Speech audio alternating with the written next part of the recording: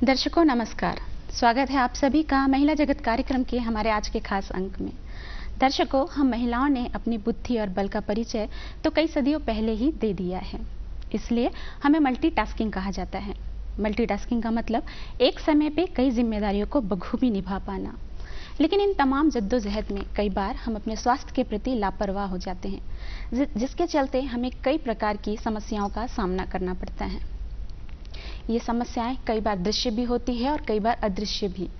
दृश्य समस्याओं को हम समझकर उनका इलाज कर पाते हैं, लेकिन अदृश्य समस्याएं हम पर इस प्रकार हावी हो जाती हैं और हमें अंदर ही अंदर खोखला कर देती हैं कि हमें पता ही नहीं चलता। अब आप पूछेंगे कि अदृश्य समस्याएं क्या होती हैं। मैं आपको बताती हूँ। अदृश्य समस्याएं होती हैं मानसिक तनाव। जी हाँ, हम महिलाओं में विशेषकर मानसिक तनाव क्यों होता है, इससे किस प्रकार बचा जाए, इस विषय को लेकर आज हम उपस्थित हैं। और इस विषय पे हमसे बातचीत करने के लिए, हमारे प्रश्नों के उत्तर देने के लिए जिन अतिथियों को आज हमने हमारे स्टूडियो में आमंत्रित किया है, आइए हम आपको उनसे परिचय करवाते हैं। इस वक्त हैं हमारे साथ मनीषा खत्री जी। आप हैं प्रधान आचार्य Swami Atmanand English medium school. और हैं हमारे साथ नंदिता मरकाम जी। आप हैं जिला सलाहकार स्वच्छ भारत मिशन। आप दोनों अतिथियों का हमारे स्टूडियो में बहुत बहुत स्वागत है।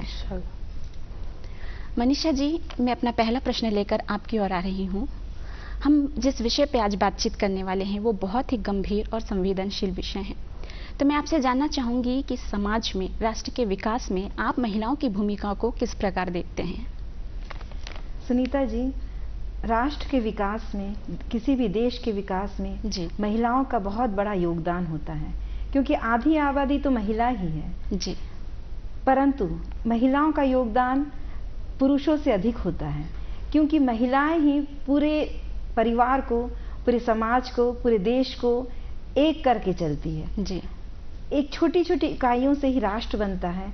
एक छोटा सा परिवार और उसके साथ बहुत सारा परिवार मिलकर एक समाज बनता है और बहुत सारा समाज मिलकर एक राष्ट्र बनता है। अभी यंग ने कहा है कि किसी व्यक्ति को जब हम शिक्षित करते हैं तो एक व्यक्ति को शिक्षित करते हैं, जब किसी महिला को शिक्षित करते हैं तो पूरी पीढ़ी को शिक्षित करते हैं। तो एक महिला ही है, वह अपने परिवार के सारे लोगों का मार्गदर्शन करती है, परिवार को आगे बढ़ाती है। बहुत सारे हमारे समाज में उदाहरण हैं कि महिलाएं ही हैं जिनका किसी भी क्षेत्र में बहुत ज़्यादा योगदान रहा है। चाहे आप शिक्षक के क्षेत्र में सावित्री देवी फूले जी को ले, या स्पेस के क्षेत्र में कल्पना चावला जी को ले, या हमारे साहित्य के क्षेत्र में विजयलक्ष्मी पंडित जी, सरोजनी नायडू जी को ले। तो इन सभी क्षेत्रों में हम किसी भी क्षेत्र में देखते हैं कि महिलाओं की महत्वपूर्ण भूमिका रहती है। पूरा परिवार, पूरा समाज, पूरा देश महिलाओं के दम पे ही है और महिलाओं के कारण ही एक समाज को सही दिशा निर्देशन मिलती है। तो महिलाओं का समाज के विकास में, राष्ट्र के विकास में बहुत बड़ा योगदान होता है। जी जी, बहुत बढ़िया मनीषा जी। अब नंदिता जी, मैं आपसे जानना चाहूंगी कि आप महिला की भूमिका को राष्ट्र के विकास में किस प्रकार से देखती हैं। नारी सनातन शक्ति है जो अनादिकाल से सामाजिक दायित्वों को निर्वहन करते आ रही है। पुरुषों के कंधे को पुरुषों ये कंधे को संभाल नहीं पाते। नारी माता पिता के रूप में वात्सल्य, करुणा, ममता, सहृदयता जैसे सद्गुणों से युक्त है। स्वतंत्रता प्राप्ति के बाद महिलाओं ने सामाजिक और राजनीतिक क्षेत्र में अपना वर्चस्व लहराया। आज अनेकों क्षेत्र में, जैसे आज उदाहरण के लिए आज हमारी प्रेरणा स्रोत परम आदरणीय महामहिम श्रीमती द्रौपदी मुर्मू जी आज एक महत्वपूर्ण पद पर आसीन है। विज्ञान के क्षेत्र में हो, कला के क्षेत्र में हो, वाणिज्य के क्षेत्र में हो, या फिर आपके पुलिस में हो, फौज में हो, जहाँ पे भी हो, आज महिलाएं अपना वर्चस्व लहरा रही हैं।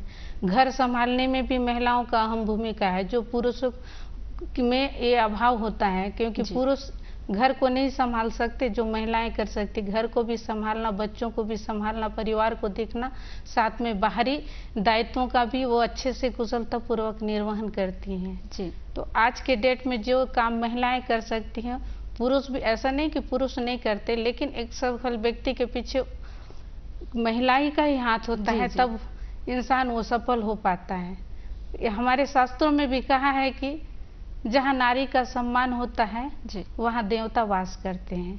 और जिस भी समाज में कहीं पे भी हो, महिलाएं अगर किसी भी विभिन्न क्षेत्रों में अगर बढ़ चढ़ कर कोई भी विभिन्न कार्यों में हिस्सा लेती हैं तो वहाँ प्रगति बढ़ना अत्यंत स्वाभाविक है। जी जी, बहुत ही बढ़िया कहा आपने नंदिता जी।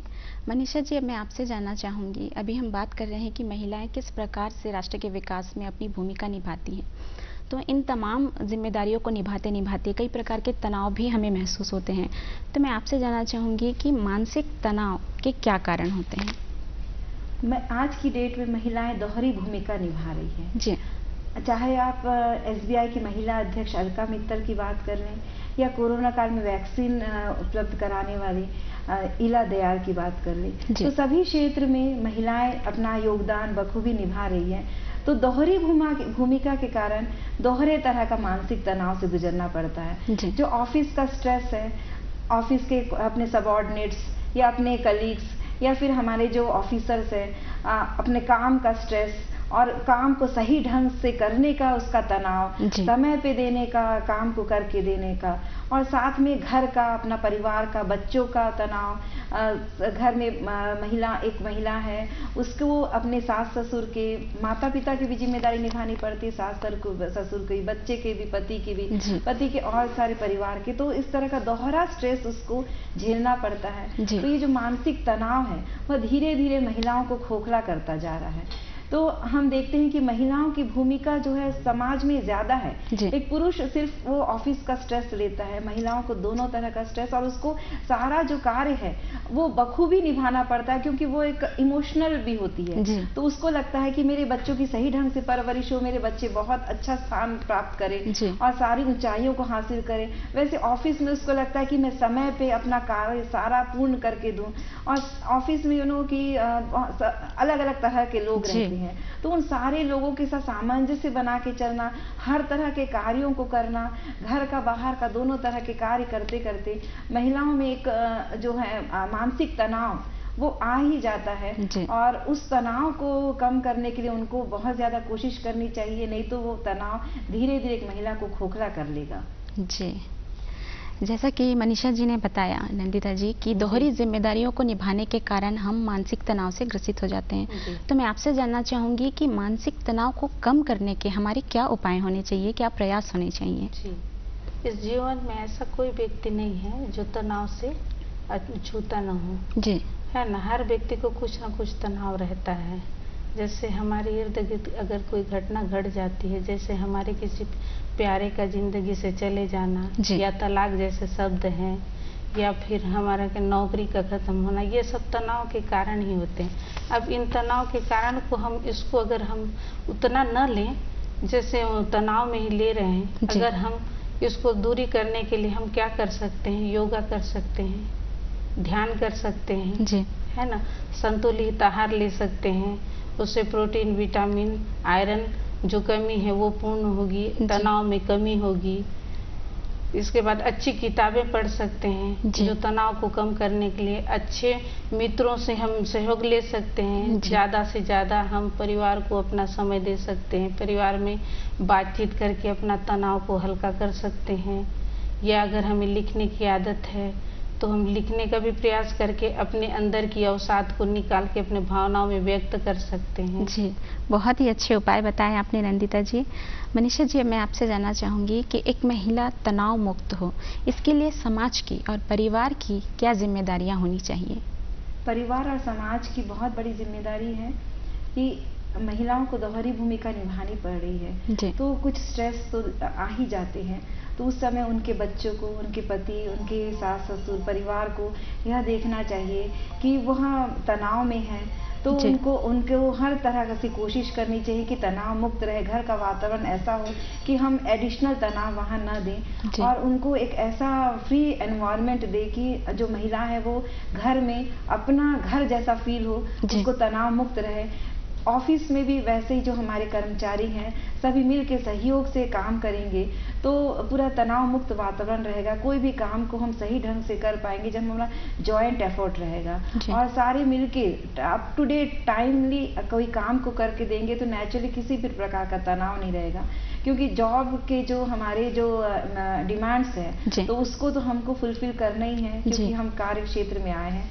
तो घर का वातावरण भी ऐसा रहना चाहिए कि जब महिला पूरा बाहर का काम और बाहर का स्ट्रेस लेके जब घर में पहुंचती है तो उसको बच्चों को सहयोग करना चाहिए, हस्बैंड को सहयोग करना चाहिए, उसकी भावनाओं को समझना चाहिए। कई बार क्या होता है तनाव की वजह से, अधिक ओवरबर्डन की वजह से, काम का बहुत अधिक लोड की वजह से चिड़चिड़ापन आता है, तो गुस्सा आता है। तो उन चीज़ों को, उसके व्यवहार को घर के लोगों को समझना चाहिए और सामंजस्य स्थापित करना चाहिए कि आज जो घर की महिला है उसका बिहेवियर ऐसा क्यों है। तो उसको हर तरीके से जब हम कोऑर्डिनेशन करेंगे तभी महिलाएं दोहरी भूमिका बहुत अच्छे से निभा सकेंगी और तनाव से मुक्त हो पाएंगे। मतलब कहीं ना कहीं परिवार के सभी सदस्यों की जिम्मेदारी बनती है कि वो अपनी घर की महिलाओं को पूर्ण रूप से सहयोग प्रदान करें।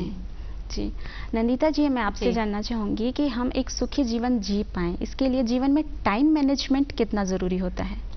सुखी जीवन जीने के लिए टाइम मैनेजमेंट बहुत जरूरी है जी। अगर जीवन को जीना है सही मायने में तो एक लक्ष्य को निर्धारण करना बहुत अति आवश्यक है, क्योंकि जीवन अनमोल है जी। जीवन में एक ही बार प्राप्त होता है। अगर हम एक लक्ष्य को निर्धारण करके चलते हैं तो हम अपने जिंदगी को सुखमय और अपने मंजिल तक पा सकते हैं। अगर हम वो लक्ष्य को निर्धारण नहीं करते हैं जी। तो हम नहीं जा सकते और हमारा जिंदगी सुखमय नहीं हो सकता। जीवन में समय का बड़ा ही महत्व है। अगर हम समय का उपयोग करते हुए चलेंगे जी। तो हम आगे तरक्की करेंगे और जो व्यक्ति समय के साथ चलता है वही व्यक्ति सफल होता है आज के डेट में जी। और जो अगर समय के साथ नहीं चलता ना तो वो वहीं का वहीं पड़ा रहता है, आलस्य से घिरा रहता है। इसलिए आजकल देखिए औरतें, महिलाएं कामकाज कर रही हैं, पुरुष भी कामकाज कर रहे हैं। इतनी भाग दौड़ हो गई है कि लोगों को समय ना खाने का वो है, ना सोने का है, ना रहने का है। मतलब काम काम हर तरफ आप देखिए, जहाँ पे भी देखिए काम, समय का कोई सीमा ही नहीं है। तो हमको चाहिए अपना खुशहाल जिंदगी के लिए, जैसे अभी मैडम ने कहा जी। कि दोनों तरफ से सहयोग होना चाहिए। तो मैं ये चाहूँगी कि परिवार में जैसे महिला अगर बाहरी भी कार्य कर रही है, घर का कार्य संभालते संभालते, तो मैं चाहूँगी कि परिवार के सदस्य उनका सहयोग करें जी। सहयोग करेंगे तो जो महिलाओं को जो काम करने में भी जो परेशानी हो रही है वो परेशानी नहीं होगी और महिलाएं आराम से काम कर सकते हैं, जिससे दोनों का सामंजस्य स्थापित होगा, महिला का और पुरुष का, और जिंदगी अपने आप में खुशहालमय हो जाएगा जी।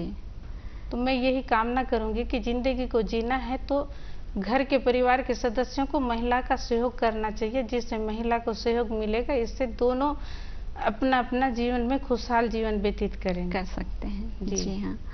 मनीषा जी, जैसा कि नंदिता जी ने बताया कि जब हम टाइम मैनेजमेंट करते हैं तो अपने आप ही कई तनाव हमारे जीवन से दूर हो जाते हैं और जीवन सुखमय हो जाता है। तो मैं आपसे जानना चाहूँगी कि तनाव मुक्त होकर हम अपनी वर्क लाइफ को और पर्सनल लाइफ को किस तरीके से मैनेज कर सकते हैं? जी, इसमें मैं जोड़ना चाहूँगी सुनीता जी कि समय प्रबंधन का सबसे पहला फॉर्मूला है कि हम अपनी चीज़ों को प्रायोरिटाइज करें, अपनी जो कामों को प्राथमिकता दें कि कौन सा काम अभी ज़रूरी है, फिलहाल ज़रूरी है, कौन सा काम हम बाद में भी कर सकते हैं। इस तरह का अगर हम मैनेजमेंट करके चले तो हमारा जो सारा काम बहुत अच्छे से प्लान्ड वे में और टाइमली हो जाएगा। तो समय प्रबंधन के लिए हमको जो हमारी भूमिका ये होनी चाहिए कि हम पहले अपना टाइम टेबल बना लें, शेड्यूल बना लें और उस शेड्यूल के अनुसार प्राथमिकता के तौर पे सारे कार्य को करते जाएं और उस पे ये ध्यान दें कि कौन सी बहुत ज़्यादा ज़रूरी है जो अभी हमारे लिए करना है। तो इस तरीके से अगर समय प्रबंधन हम करते चले जाएंगे तो हमारा काम बहुत अच्छे से हो जाएगा और हम तनाव मुक्त रहेंगे। जी हाँ, जब हम टाइम मैनेजमेंट की बात कर रहे हैं तो मैं मनीषा जी आप ही से जानना चाहूँगी, एक शब्द है जो बड़ा ही प्रभावी है, जो अभी चलन में भी है, इसे कहते हैं मी टाइम, मतलब स्वयं के लिए समय निकालना। तो आप इस विषय में क्या कहना चाहेंगे? जी, ये आज की डेट में बहुत ज़रूरी हो जाता है, जब बहुत सारे जो हमारा स्ट्रेस है, उस स्ट्रेस के कारण बहुत सारे बीमारियां घिरते जा रही हैं। ब्लड प्रेशर हो गया, आपका डायबिटीज़ हो गया। इसके अलावा हम कोरोना पीरियड में भी देखे हैं कि जो लोग मानसिक रूप से स्ट्रेस्ड थे तो वो ज़्यादा उनकी इम्यूनिटी सिस्टम जो है, इम्यूनिटी पावर वो कम हो जाती है और वो बहुत जल्दी बीमारियों से घिर जाते हैं। तो इसलिए सबसे ज़्यादा ज़रूरी है व्यक्ति को अपना ख्याल रखना। तो because individual of top priority. तो अगर महिला अपना ख्याल नहीं रखेगी तो अपने परिवार का कैसे ख्याल रखेगी? तो महिला को चाहिए कि अपने लिए समय निकालें, अपने स्वास्थ्य के लिए समय निकालें, चाहे कितना भी बिजी शेड्यूल हो आपका घर का, परिवार का। अगर आप ही नहीं रहेंगे तो वो पैसा क्या काम का है, और वो आपके परिवार आपके बिना कैसे रहेंगे, आपके बच्चे आपके बिना कैसे रहेंगे? तो आपको काम काम एक है वो हो जाएगा, लेकिन आपको सबसे पहले अपने स्वास्थ्य का ध्यान रखना चाहिए, अपने लिए मी टाइम, अपने लिए समय देना चाहिए। आपकी जो प्रायोरिटीज है, आपकी अपने बॉडी की डिमांड्स है, आपके अपने शरीर की स्वास्थ्य की डिमांड्स है, प्लस आपका इमोशनल जो डिमांड्स है कि आपको कौन सी चीजें अच्छी लगती है। जैसे आप साहित्य में रुचि रखती है तो अपनी लेखन शैली को आप बरकरार रखिए। अगर आपके कुछ हॉबीज हैं तो हॉबी को कंटिन्यू करिए। इससे क्या हमको लाइट फील होता है, हमारा स्ट्रेस दूर हो जाता है। और हम देखते हैं कि जिसका इमोशनल स्ट्रेस जिसको नहीं है वो हेल्दी रहता है। तो इसीलिए अपनी इम्यूनिटी पावर को बढ़ाने के लिए अपने आप को समय आपको देना जरूरी है। जी, बहुत अच्छी जानकारी दी मनीषा जी आपने। नंदिता जी, इसी से जुड़ा मेरा प्रश्न आपसे अगला यही है कि महिलाएं अपने स्वास्थ्य के प्रति जागरूक हों, ये इतना जरूरी क्यों है? ये बहुत जरूरी है सुनीता जी, क्योंकि महिलाएं अगर अपने स्वास्थ्य के प्रति जागरूक नहीं होंगी ना तो फिर संसार रुक जाएगा। क्योंकि महिला सृष्टि की सृजन करता है जी, और सृजन करता अगर अस्वस्थ रहेंगी तो फिर सृष्टि का सृजन ही नहीं हो पाएगा, विकास रुक जाएगा। इसलिए बहुत जरूरी है कि महिलाओं को अपना ध्यान रखना बहुत ज़्यादा जरूरी हो गया। क्योंकि महिलाएं जो हैं, लड़कियों की अवस्था से जो शिशु है ना, पीरियड की अवस्था से लेके आपके शिशु के जन्म तक ऐसे दौर से गुजरती हैं और जो तकलीफों को झेलते हुए वो आगे बढ़ती हैं। अगर उस समय में वो इतनी परेशानियों का सामना से जो गुजर के आगे बढ़ रही हैं, अगर अपना वो सेहत का ध्यान नहीं रखेंगी तो फिर वो घर, परिवार और समाज कैसे संभाल पाएंगी? इसलिए बहुत जरूरी हो जाता है कि उनको खान पान की स्वच्छता के साथ साथ अपनी व्यक्तिगत स्वच्छता पे देखना। इसलिए हम चाहते हैं कि महिलाएं अपने सेहत का ध्यान रखें, स्वस्थ रहें। जी मनीषा जी, मैं अब आपसे जानना चाहूँगी कि आपको क्या लगता है कहीं ना कहीं घरेलू हिंसा, मानसिक प्रताड़ना भी मानसिक तनाव का कारण बन सकती है? जी बिल्कुल, घरेलू हिंसा के मीन्स छोटे से छोटे चीज़ों से लेकर बड़ी सी बड़ी चीज़ हो सकती है जी। तो एक घर में जब हम जाते हैं तो एक अच्छा मतलब फ्रेंडली एनवायरनमेंट ना मिले, वो भी घरेलू हिंसा है। घर पहुंचे और हस्बैंड बोल रहे हैं कि आप इतना देर क्यों कर दिए, स्कूल को ही देख रहे हो, अपना घर को नहीं देख रहे हो, बच्चों को नहीं देख रहे हो, वो भी एक तरह का घरेलू हिंसा है। तो इस तरीके से क्योंकि हम बाहर से स्ट्रेस्ड होके आते हैं, फिर घर में भी इस तरह का स्ट्रेस वाला एनवायरनमेंट रहेगा तो ऑटोमेटिकली वो स्ट्रेस दोहरा हो जाएगा। इसीलिए घरेलू हिंसा को कम करने के लिए घर के सारे जो एक एक इंडिविजुअल यूनिट है वो सब मिल के काम करें और महिला को स्ट्रेस मुक्त करने के लिए, उसके तनाव को दूर करने के लिए पूरी भूमिका निभाए, तभी महिलाएं जो है मानसिक तनाव से दूर रह सकती है।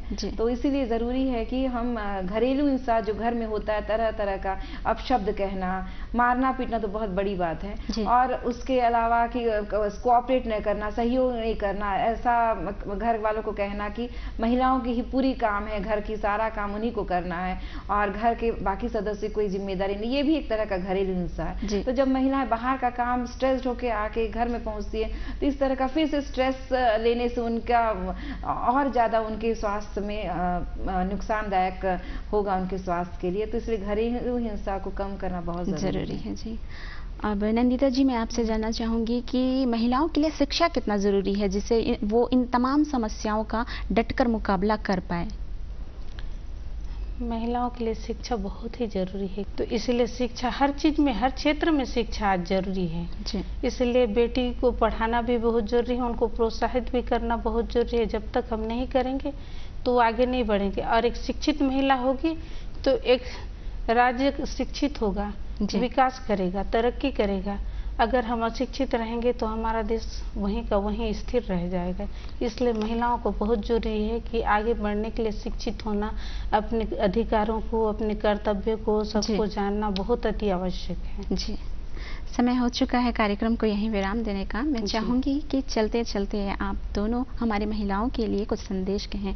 तो मनीषा जी पहले आप। जी, मेरा सभी महिलाओं से यही संदेश है कि आप सबसे पहले तो आत्मविश्वास रखें कि आप हर काम कर सकती हैं। घर का हो, बाहर का हो, दोहरी भूमिका, चहुमुखी भूमिका, हर तरह की भूमिका आप निभा सकती हैं। तो पहला आपका आत्मविश्वास होना ज़रूरी है, शिक्षित होना आपको लिए ज़रूरी है, और साथ ही अपने आप के लिए मी टाइम दे, अपने टाइम को अपने लिए समय दे, तभी आप दूसरों के लिए समय दे सकती हैं। तनाव मुक्त रहें, अपने स्वास्थ्य का ध्यान रखें और अपने राष्ट्र के विकास में अपना महत्वपूर्ण योगदान दें।